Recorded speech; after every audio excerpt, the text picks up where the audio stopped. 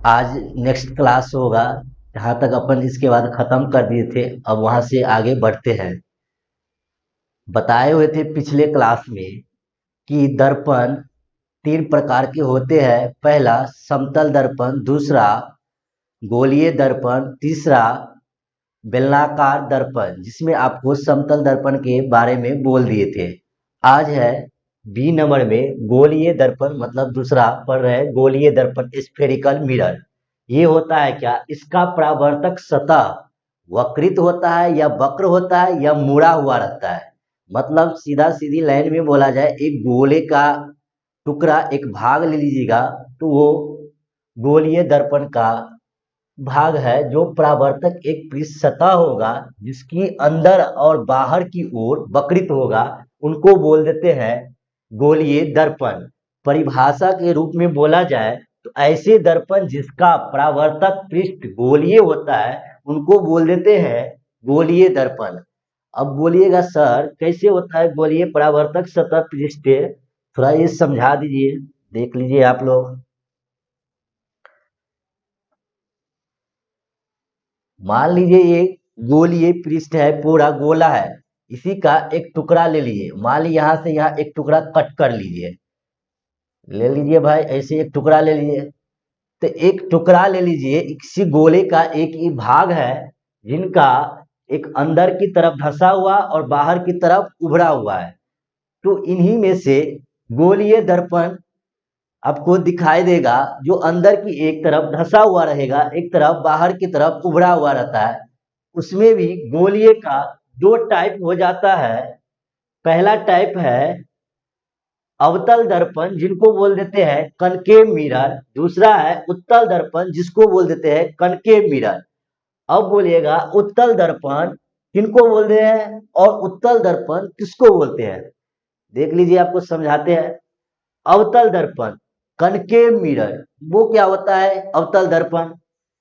इसका परावर्तक पृष्ठ अंदर की ओर, अर्थात गोले की केंद्र की ओर धंसा हुआ, मतलब वक्रित होता है। अब केंद्र की ओर धंसा हुआ कैसे है, ये वाला देख लीजिए फिगर में। इससे कम समझ में आता है, इससे डायग्राम से ज्यादा समझ में आएगा।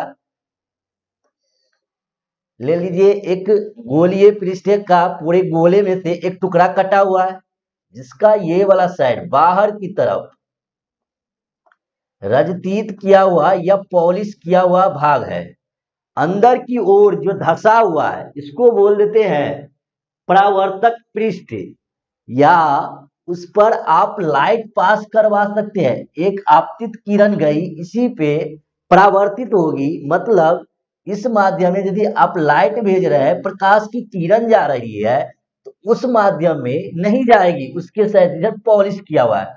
पॉलिश किया हुआ भाग को मतलब आप पेंट कर देते हैं। आपको समतल दर्पण में बताए हुए है कि एक आप मिरर लेते हैं, जो सामने वाला भाग रहता है वो एकदम प्लेन रहता है, सपाट रहता है। उस तरफ का पिछले वाले भाग को आप पॉलिश किए हुए देखेंगे।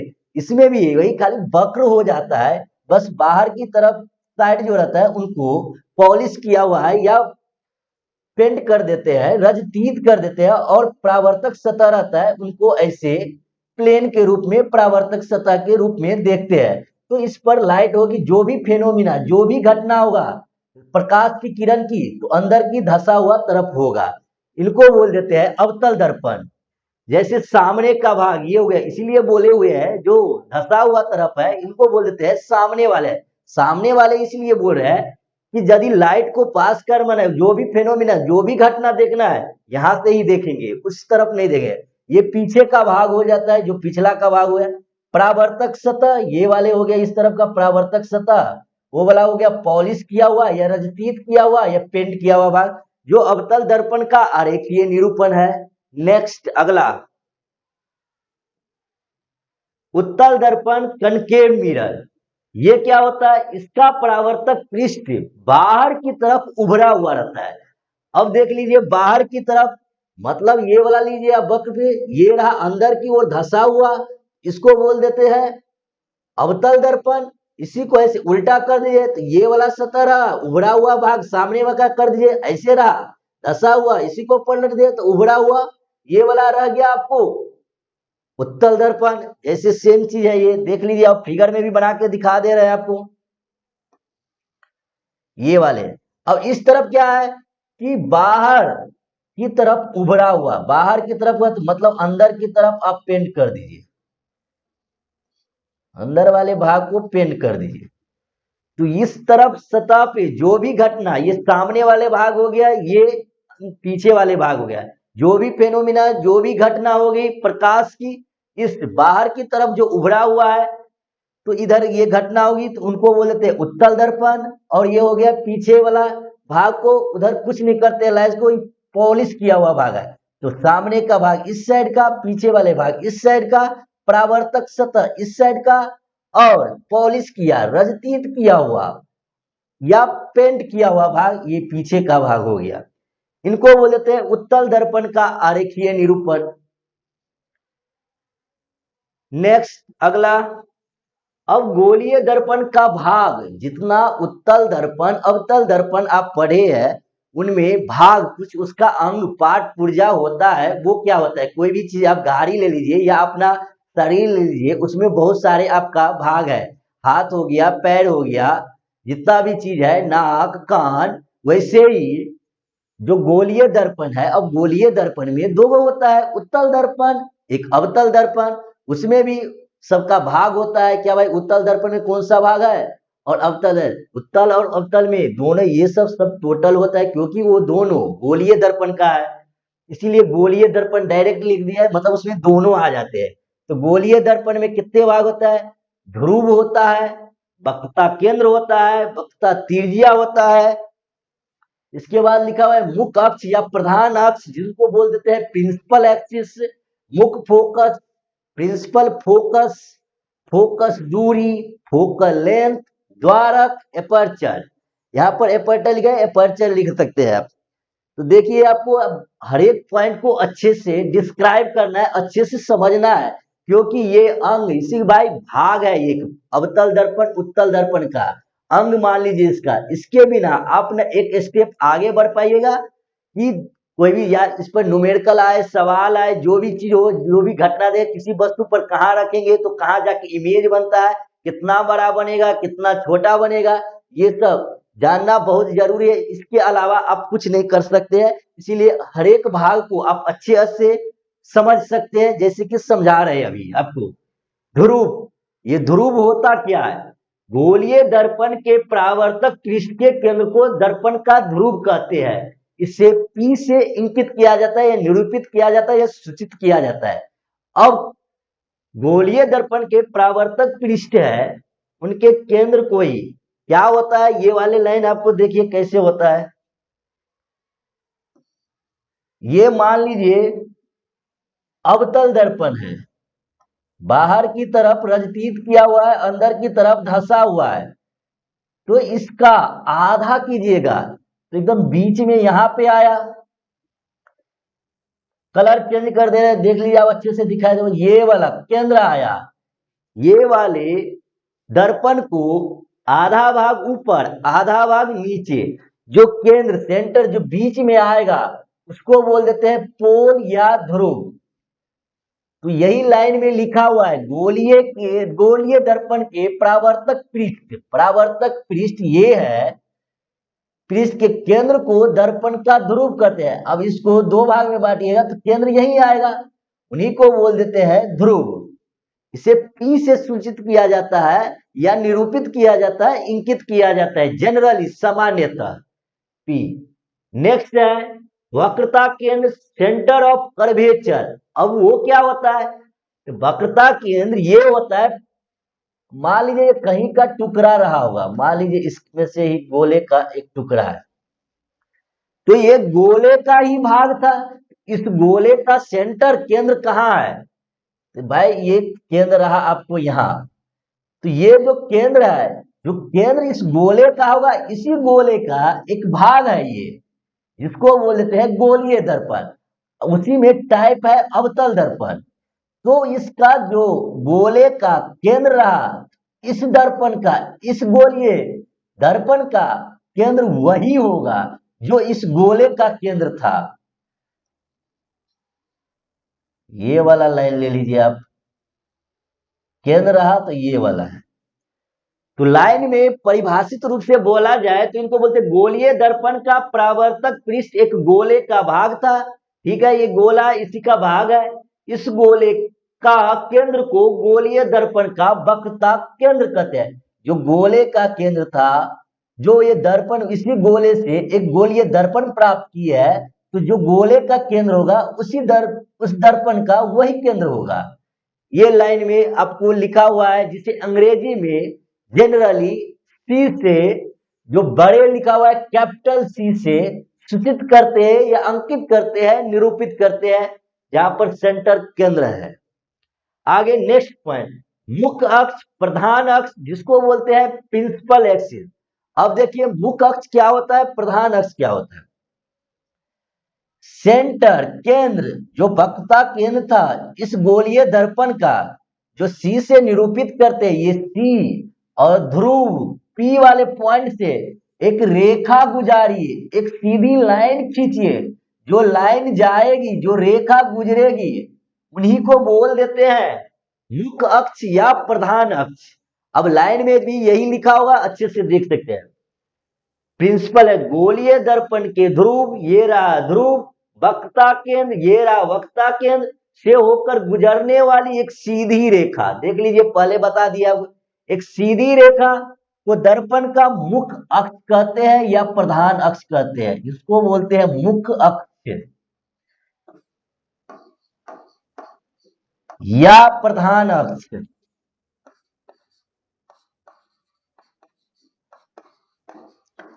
या इंग्लिश में बोलना चाहे तो इनको प्रिंसिपल एक्सिस बोलते हैं। आगे नेक्स्ट, मुख्य फोकस। मुख्य फोकस क्या होता है भाई, फोकल प्रिंसिपल फोकस। मुख्य सी और पी के बीच में कोई अन्य बिंदु आ जाए, अन्य पॉइंट, एनी पॉइंट, अन्य पॉइंट, तो सी रहा वक्रता केंद्र, पी रहा ध्रुव, इस दोनों के बीच में एक जो आपको कलर चेंज करके दिखा देते हैं, लीजिए भाई एफ, ये होगा मुख्य फोकस। जो केंद्र वक्रता केंद्र और पी के बीच में एफ होगा, अन्य पॉइंट या अन्य बिंदु, उनको बोलते हैं मुख्य फोकस। अब देखिए इनको परिभाषित कैसे करते हैं। दर्पण के ध्रुव ले लीजिए, ध्रुव, वक्रता केंद्र ले लीजिए आप, वक्रता केंद्र के बीच एक अन्य बिंदु एफ है, होता है, जिसे मुख्य फोकस कहते हैं, आपको बोल दिए पहले। अब इसमें विशेष पॉइंट क्या होता है, लिखा हुआ है कि मुख्य अक्ष के समांतर, ये रहा मुख्य अक्ष, इस मुख्य अक्ष के समांतर एक किरण भेजिए, भेज दिए। परावर्तन के बाद मान लीजिए भाई यहाँ पे आपतित किरण टकराई कोई रे, तो ये दर्पण का परावर्तक पृष्ठ था, वो टकराने के बाद मुख्य फोकस से ही गुजरेगी। ये लाइन अटूट है, मतलब सत्य 100% है। जब भी आप आपतित किरण पास करवाइए, रे पास करवाइएगा परावर्तक सतह पे, पृष्ठ पे, तो अवतल दर्पण में मुख्य फोकस से गुजरेगी या प्रतिच्छेद करेगी या पास करेगी। कहां से, मुख्य फोकस से, जो मुख्य फोकस था। यही चीज उत्तल दर्पण में चल जाएंगे तो आप आपतित किरण भेजिएगा मुख्य अक्ष के समांतर, तो आपको फोकस पर मिलती हुई प्रतीत होगी, जो लाइन में लिखी हुई है, तथा उत्तल दर्पण में प्रतिच्छेद करती हुई प्रतीत होती है। प्रतीत मतलब होता है हकीकत में वहां पे लाइन कटती नहीं है मुख्य अक्ष पर या समांतर अक्ष पर, समांतर अक्ष बोले सॉरी, प्रधान अक्ष पर, तो उनको प्रतीत कराते हैं, डॉटेड लाइन में बढ़ा देते हैं, जहां पे लगता है कि मुख्य फोकस है वहां पे जाके मिला देते हैं, तो उनको बोल देते हैं प्रतीत होती है। जो आपको अगेन फिर से डायग्राम बनाएंगे पुनः, अवतल दर्पण उत्तल दर्पण को हर एक पॉइंट को अच्छे से डिस्क्राइब करेंगे, उत्तल दर्पण और अवतल दर्पण को लेकर के। फिलहाल अभी ये डायग्राम में अवतल दर्पण में टोटल चीज हर एक भाग को अच्छे से समझना है। अगला है फोकस दूरी, जिनको बोल देते हैं फोकल लेंथ। अब भाई फोकस दूरी होता क्या है, तो मुझे तो पता है फोकस यहाँ पे है, तो फोकस और ध्रुव के बीच का जो दूरी होगा वही होता है फोकस दूरी। देखिए लाइन में लिखा हुआ है, दर्पण के ध्रुव ले लीजिए, ये ध्रुव हो गया, मुख्य फोकस ले लीजिए, मुख्य फोकस ये रहा, ये बीच की दूरी, अरे भैया ये वाला बीच की दूरी ले लीजिए आप, ये रहा, इतना दूरी को बोल देते हैं फोकस दूरी। इसे अंग्रेजी के छोटे अक्षर एफ, स्मॉल एफ से इंकित करते हैं। देख लीजिए, छोटे अक्षर स्मॉल एफ से इंकित करते हैं, निरूपित करते हैं। स्मॉल एफ हो गया, जनरली सामान्यतः निरूपित करते हैं उनको। यह दूरी वक्रता त्रिज्या की आधी होती है। कैसे आधी होती है? वह इतना से लेकर यहां तक का आर रहा, वक्रता त्रिज्या इसी का आधा होता है। एफ बराबर आर बटे 2, जो वक्रता त्रिज्या रहेगा उसका आधा होगा फोकस दूरी। अगेन अगला है द्वारक, जिसको बोल देते हैं एपर्चर। गोलीय दर्पण का परावर्तक पृष्ठ अधिकांशतः गोलीय ही होता है। इस पृष्ठ की एक वृत्ताकार सीमा रेखा होती है। गोलीय दर्पण के परावर्तक पृष्ठ की इस सीमा रेखा को व्यास या दर्पण का द्वारक कहलाता है। अब बोलेगा सर द्वारक को थोड़ा अच्छे से समझाइए। देखिए अच्छे से समझना है द्वारक।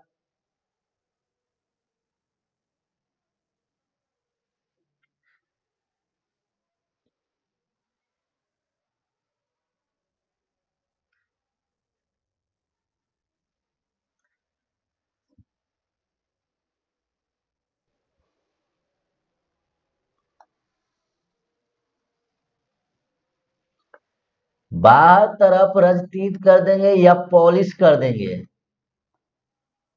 गोलीय भाग को, तो इनको बोल देते हैं अवतल दर्पण। ये रहा अवतल दर्पण, बढ़ा दिए थोड़ा सा, ले लीजिए ये अवतल दर्पण रहा। आपको बोले हुए थे ये किसी गोलीय पृष्ठक में से ही भाग, किसी गोले का भाग रहा होगा। इतना ही, इतना बड़ा गोला था, इसी का एक टुकड़ा ले लीजिए, उन्हीं पर पॉलिश उलिश एक साइड कर दीजिएगा, अंदर वाला भाग को छोड़ दीजिएगा, तो ये बन जाता है अवतल दर्पण। हमको मेनली समझना है द्वारक, एपर्चर क्या होता है। तो ये लिखा हुआ है पॉइंट में, एक गोलीय भाग है जिसका अधिकांशतः भाग गोलीय हुआ, ये गोला है, गोले का भाग है तो गोलीय वक्र तरफ दिखेगा। अब इसका एक इंड पॉइंट, जिसको अंतिम पॉइंट होते हैं, किसी का एक सीमा होता है। ये नहीं ये पूरा नचा दीजिएगा तो ये दर्पण थोड़ी ना कहलाएगा। एक सीमा मान लीजिए इतना से यहां तक के काटे हैं, मतलब लिए हुए है।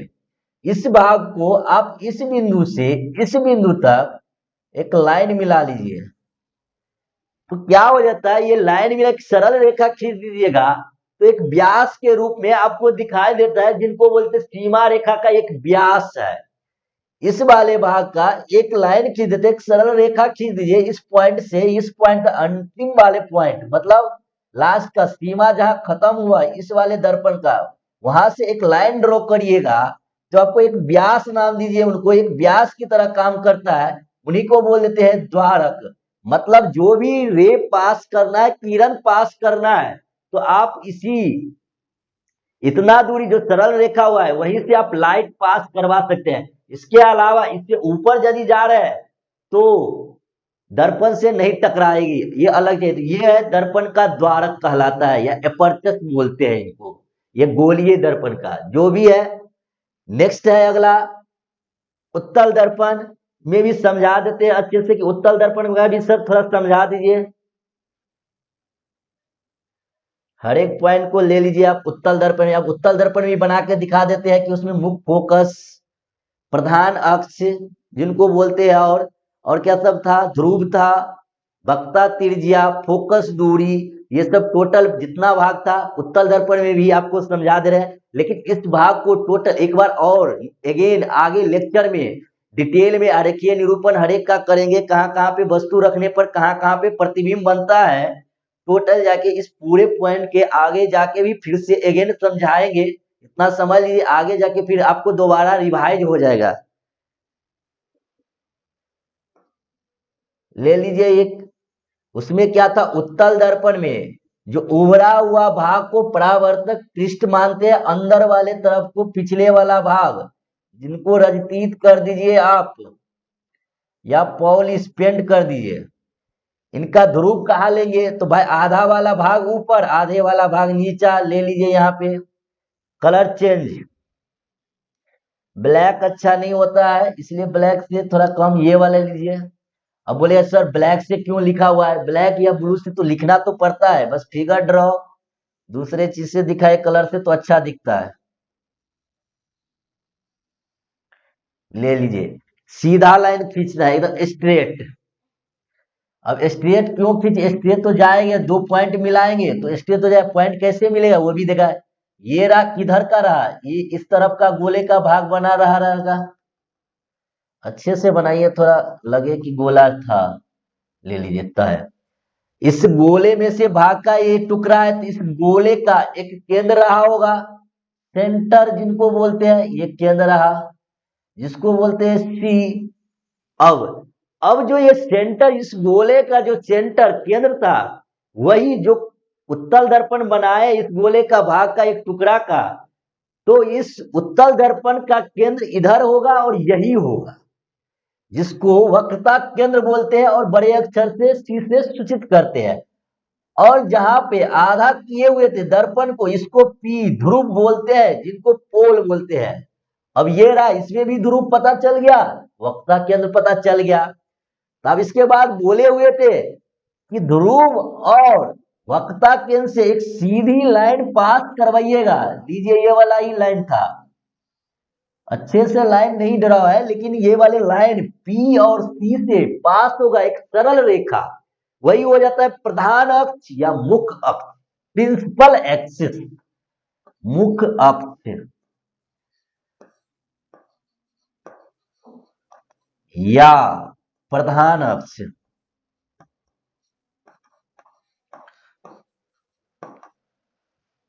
अब था मुख्य फोकस, पी और सी के बीच में कोई अन्य बिंदु, पी और सी के बीच में कोई अन्य बिंदु एफ, ले लिए ये वाला बिंदु, इनको बोल देते हैं मुख्य फोकस उत्तल दर्पण की।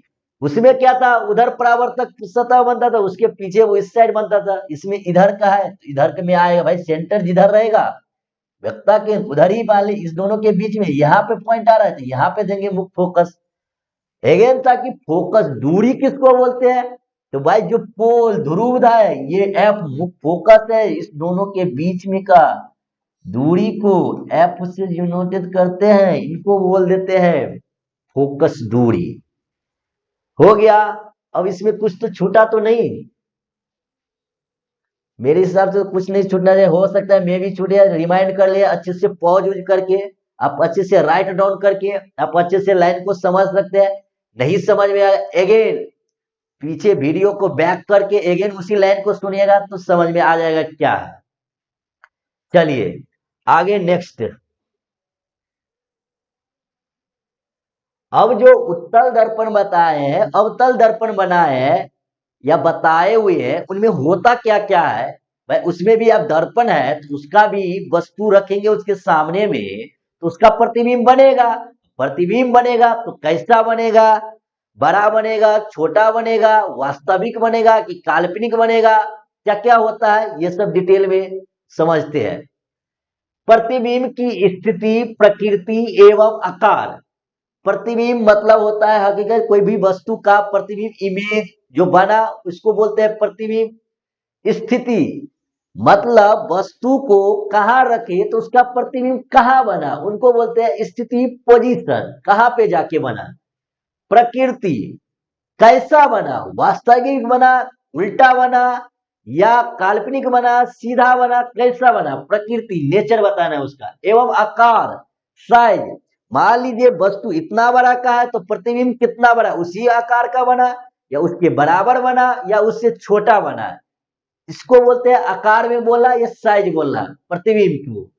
देखिए बिंब की स्थिति मतलब वह स्थान जहां वस्तु रखे है उसको बोलते हैं बिंब की स्थिति या वस्तु की स्थिति।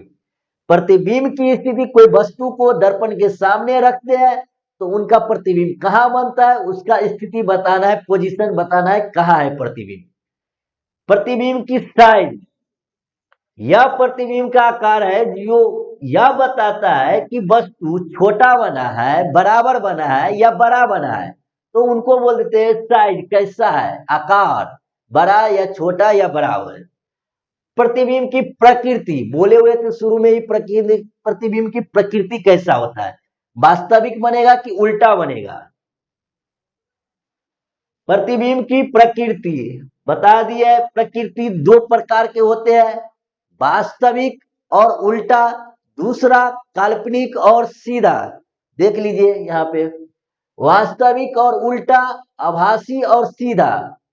वास्तविक और उल्टा में क्या होता है, यह प्रतिबिंब सदैव दर्पण के सामने एवं उल्टा बनता है। जब भी आप दर्पण, गोलीय दर्पण लीजिएगा, उसमें वास्तविक और उल्टा बनेगा, तो दर्पण के सामने एवं उल्टा बनेगा। आभासी और सीधा रहेगा तो दर्पण के पीछे जाके बनेगा और सीधा बनेगा, इसीलिए लिखा हुआ है आभासी और सीधा। तो प्रतिबिंब के दो टाइप का याद रखना है, वास्तविक बना तो उल्टा भी बनेगा, आभासी रहा तो सीधा भी बनेगा। ये जितना भी बता रहे हैं, जब आरेखीय निरूपण बताएंगे तो पूरा डिटेल में अच्छे से सभी पॉइंट आपको अगेन पुनः से रिवाइज हो जाएगा टोटल, क्योंकि बिना एक भी पॉइंट बोले हुए या बात किए हुए आप आगे स्टेप बढ़ ही नहीं सकते हैं। अगेन फिर से वास्तविक बना कि उल्टा बना, पोल क्या था, ध्रुव क्या था, वक्ता त्रिज्या क्या था, मुख्य फोकस क्या होता है, फोकस दूरी क्या होता है, पुनः अगेन सभी पॉइंट रिपीट होगा। आप आगे नेक्स्ट लेक्चर आएगा तो उसमें टोटल आप देख लीजिएगा अगेन फिर से। देखिए आप अगला है, दर्पण दो प्रकार का होता था, उत्तल दर्पण और अवतल दर्पण, जिसमें पहला दिया हुआ है अवतल दर्पण, उनका गुण क्या है, विशेषता क्या है। अवतल दर्पण की, इसका परावर्तक सतह धसा होता है, यहां पर लिखिएगा आप धसा हुआ, धसा होता है, लिख लीजिए, लिख देते हैं राइट डाउन करके।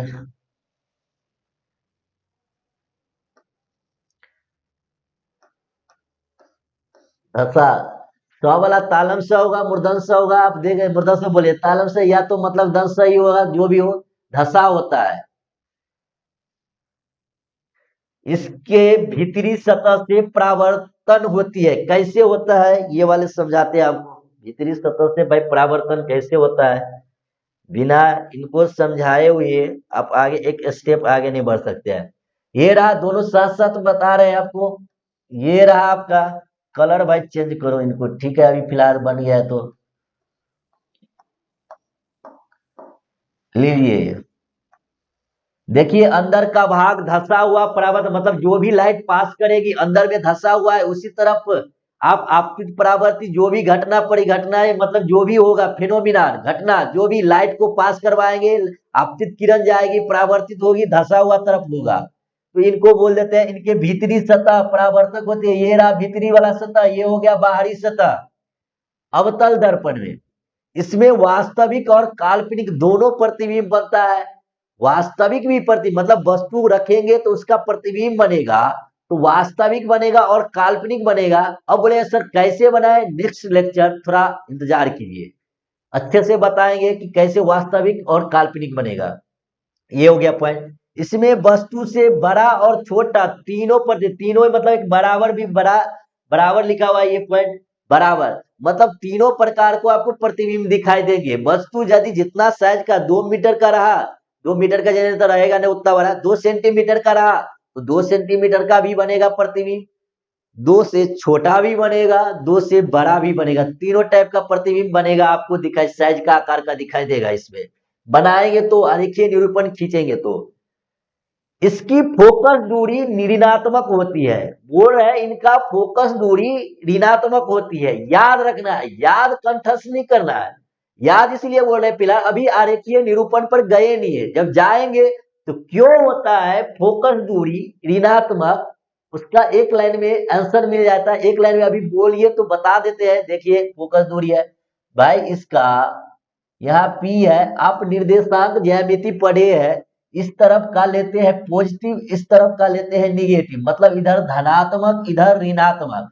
तो इसका अवतल दर्पण में फोकस दूरी इस तरफ आता है, मतलब ऋणात्मक तरफ आता है, इसीलिए बोलते हैं फोकस दूरी इसका ऋणात्मक हो जाता है, निगेटिव तरफ रहता है। लेकिन बट उत्तल दर्पण में फोकस दूरी धनात्मक होगा, कैसे? ये वाला लास्ट वाला क्या नंबर पॉइंट है भाई, थर्ड नंबर पॉइंट को ही समझा रहे हैं उत्तल दर्पण में। इधर का मान लीजिए पी ए है मूल बिंदु, मान लीजिए इनको यहां से स्टार्ट करें, इधर तरफ रहा पॉजिटिव इधर रहा निगेटिव, तो प्लस तरफ भाई चल गया है। इसीलिए बोल देते हैं उत्तल दर्पण में फोकस दूरी धनात्मक होती है, इसमें ऋणात्मक होती है। तो ये थर्ड नंबर पॉइंट उत्तल दर्पण में समझ लिए। इसमें भी क्या नंबर पॉइंट था, इसमें फिफ्थ नंबर पॉइंट था। चलिए आगे, इसका पहला पॉइंट से देखिए आप, उत्तल दर्पण के गुण विशेषता क्या क्या होता है। इसका परावर्तक सतह उभरा हुआ परावर्तक, बाहर वाला जो उभरा हुआ है, जो परावर्तक सतह इधर हुआ, अंदर वाला तरफ ये था, तो अंदर वाला धंसा हुआ है, तो ये तो पिछले वाला भाग हो गया, ये सामने वाला भाग है, तो उभरा हुआ भाग है परावर्तक सतह, मतलब जो भी घटना आपतित होगी परावर्तित होगी इधर की उभरा हुआ भाग तरफ होगा। इसके बाहरी सदस्य क्या लिखे, सदस्य सतह से परावर्तन की घटना हुई, बाहरी सतह ये वाला हुआ, इस तरफ जो भी घटना होगा इस तरफ होगा, उभरा हुआ भाग तरफ, यही लाइन। इसकी फोकस दूरी धनात्मक, ये वाले लाइन इस दोनों को एक साथ समझा के बताया कि फोकस दूरी धनात्मक कैसे होगी। इसमें हमेशा काल्पनिक प्रतिबिंब बनता है, काल्पनिक प्रतिबिंब बनता है, मतलब रियल में हकीकत में इसमें रे कटता नहीं है या मिलती नहीं है, उसमें प्रतीत करवाते हैं, वो आगे नेक्स्ट लेक्चर में। इसमें उत्तल दर्पण में हमेशा काल्पनिक प्रतिबिंब बनेगा। वास्तविक काल्पनिक मतलब ये हुआ कि उसमें आपको रे या आपतित किरण का जो रे पास करवाइएगा, वो वाले लाइन मुख्य अक्ष को या कहीं और जगह कट नहीं करते रहता है, हकीकत में कहीं कहीं कट करेगा, लेकिन जो इमेज फाइनली बनता है प्रतिबिंब, वहां पे जाके हकीकत में आपको कटती हुई नजर नहीं जाएगी, प्रतीत करती हुई नजर आपको आएगी, इसीलिए बोल देते हैं उनमें हमेशा काल्पनिक प्रतिबिंब बनता है। नेक्स्ट बोले आगे लेक्चर दिखाएंगे तो आपको पता चल जाएगा कि कैसे वास्तविक प्रतिबिंब बनता है, काल्पनिक प्रतिबिंब बनता है। इसमें हमेशा वस्तु से छोटा प्रतिबिंब बनेगा, ये भी लाइन है, हमेशा लिखा हुआ है। जब भी वस्तु जो रहेगा, मान लो 2 सेंटीमीटर का रहा, तो उसका प्रतिबिंब 2 सेंटीमीटर से कम बनेगा, मतलब प्रतिबिंब का साइज आकार वस्तु के साइज आकार से छोटा रहेगा। ये रहा उत्तल दर्पण और अवतल दर्पण के गुण, अच्छे से राइट डाउन करना है, याद रख लेना है। समझा तो दिए ही है। नेक्स्ट आगे अब है अवतल दर्पण का उपयोग। अवतल दर्पण का उपयोग कहाँ करते हैं और उत्तल दर्पण का उपयोग कहाँ करते हैं, अच्छे से समझ लेते हैं। कहाँ से आप डेली लाइफ में यूज करते हैं, वही वही यूज होता है उत्तल और अवतल दर्पण में, लेकिन तो पर भी एक बार अच्छे से समझ लेते हैं कहाँ कहाँ पे यूज करते हैं। सोलर कुकर में, आप बोलिएगा सर सोलर कुकर तो देखे नहीं कहाँ होता है, जनरली यूज नहीं करता है, बहुत कॉस्टली आता है। सोलर कुकर है कि सूर्य से जो रोशनी आती है, कहीं से या प्रकाश आ रही है, उनका प्रकाश को अवशोषित करके उत्तल दर्पण रख के वहां पे पास करवा के आप उनसे हीट उष्मा के रूप में कन्वर्ट कर लेता है, उसके एक सेटअप बना लेते हैं। उनमें एक उष्मा जब स्वाभाविक सेटअप कुकर जैसे बना लेता है, उनमें उष्मा देंगे आप, कहाँ से देंगे, जो किरण आई उससे उष्मा प्राप्त करेंगे, तो कुकर से उनसे खाना बनता है, उन्हीं को बोल देते हैं सोलर के। तो उसमें अवतल दर्पण का यूज करते हैं अपन, ठीक है। टॉर्च लाइट नहीं है, टॉर्च लाइट में आप टॉर्च जलाते होंगे, उसमें टॉर्च लाइट में अवतल दर्पण का यूज होता है। दाढ़ी बनाने में मोस्ट भी एग्जाम सब में पूछता है अवतल दर्पण का उपयोग दाढ़ी बनाने में क्यों करते हैं। ये एक नंबर में भी क्वेश्चन पूछता है कि अवतल दर्पण का उपयोग दाढ़ी या हजामत बनाने में क्यों करते हैं, और इनका आरेखीय निरूपण कीजिए क्यों करते हैं। यदि क्वेश्चन लगा दिया तो 5 नंबर का क्वेश्चन पूछा जाता है जनरली कि दाढ़ी बनाने में अवतल दर्पण का उपयोग क्यों करते हैं या किया जाता है। तो इसमें आप याद रखिएगा कि दाढ़ी सौर भट्टी में, सौर भट्टी जनरली फैक्ट्री सब में पाया जाता है। वहां पे भी लाइट जितना भी किरण आते हैं सबको इकट्ठा करके पास करवाते हैं, उसमें अवतल दर्पण लगा दिया जाता है। उसमें भी उष्मा करके जो भी चीज गलाना हो या उसमें यूज करना हो, उष्मा को उसमें यूज कर लेते हैं सौर भट्टी में। मोटर गाड़ी के हेडलाइट में, आप भी जो भी गाड़ी चलाते हैं उसमें हेडलाइट जो रहता है आगे का, उसमें अवतल दर्पण लगा रहता है। दंत चिकित्सक द्वारा दांतों की जांच करने में, दंत चिकित्सक डेंटल में जाइएगा, डेंटल डॉक्टर के पास, तो वहां पे आपको चिकित्सा जो भी हॉस्पिटल लोग खोले होंगे उनमें दंत चिकित्सा में ये वाले अवतल दर्पण का उपयोग किया जाए जांच करने में। मतलब वहां पे चेक करना रहता है, तो लाइट को अच्छे वहां से कुछ भी चीज देखना रहे या जो भी चीज ऑब्जर्व करना रहे तो वहां पे अवतल दर्पण का यूज करते हैं।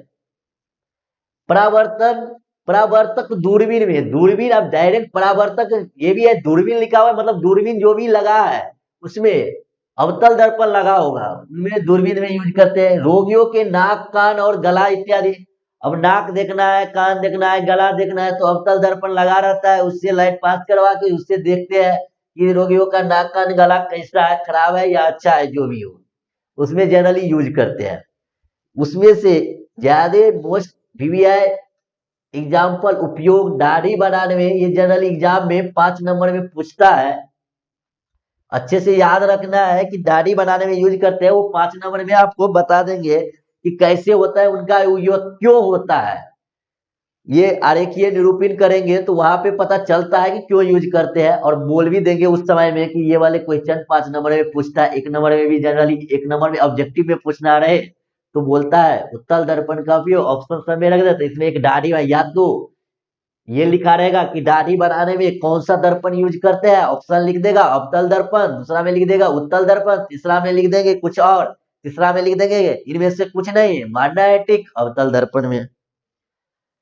उत्तल दर्पण का उपयोग, अब बोलेंगे कि उत्तल दर्पण का उपयोग कहाँ कहाँ होता है भाई, मोटर गाड़ी के साइड मिरर के रूप में। ये तो जैसे जितना इम्पोर्टेंट वो था कि दाढ़ी बनावे, उतना ही इम्पोर्टेंट यही है, इससे भी ज्यादा समझो। मोटर गाड़ी के साइड मिरर में, जो आप साइड मिरर बोलते हो मतलब आप दो साइड लगा रहता है मिरर, वो उत्तल दर्पण का बना रहता है, उनका उत्तल दर्पण का यूज करते हैं। अब बोले सर प्लेन दिखता है, तो भाई उनको होता है तो आप खोल के देखिएगा, आप पीछे का कैसे वक्र की तरफ बनाया रहता है, आप खोल के देखिए तो अच्छे से पता चल जाएगा उत्तल दर्पण जैसे रहेगा। तो मोटर गाड़ी के साइड मिरर के रूप में, दुकानों में चोरी से चीजों को उठाने वाले पर नजर रखने के लिए, भाई स्वाभाविक सी बात, उत्तर है मतलब साइड में दर्पण रख दिया, उत्तर दर्पण में आप काम कर रहे हैं कहीं दूसरे दिशा में, तो आपको कैसे पता चलेगा, आप साइड से कोई चोरी कर रहा है तो आप लेना उसका परावर्तन सतह जो रहेगा घुमा रहेगा, पता चल जाता है कि साइड में, तुरंत आप नजर भी उधर रहेगा, चोरी करेगा तो पता चल जाता है कि ये चोरी कर रहा है, आपको पता दिख जाता है। वो साइड मिरर का काम करता है एक लेके जाता है, दुकानों में चोरी से चीजों को उठाने में रखने में करता है, तो उनको पता चल जाता है। खतरनाक किनारों पर सुरक्षा के दृष्टि से नजर रखने में, भाई ये भी लाइन, खतरनाक किरानों पर, किनारों पर, सॉरी किनारों पर सुरक्षा की दृष्टि से नजर रखने पर। अब खतरनाक जगह रहा तो वहां पे लगा रहता है उत्तल दर्पण, किनारे पर सुरक्षा के लिए जनरली यूज करते हैं, दृष्टि बनाने के लिए वो देख लेते हैं कि खतरनाक जगह है तो पता चल जाता है खतरनाक, वहां पे नजर रखने के लिए उत्तल दर्पण का उपयोग करते हैं। अगला है नेक्स्ट, थैंक यू, यहीं पर आप ब्रेक करते हैं, आगे नेक्स्ट लेक्चर में बताएंगे उनका आरेखीय सब टोटल उत्तल दर्पण में और अवतल दर्पण में। थैंक यू, धन्यवाद, नेक्स्ट लेक्चर में मिलते हैं अगेन।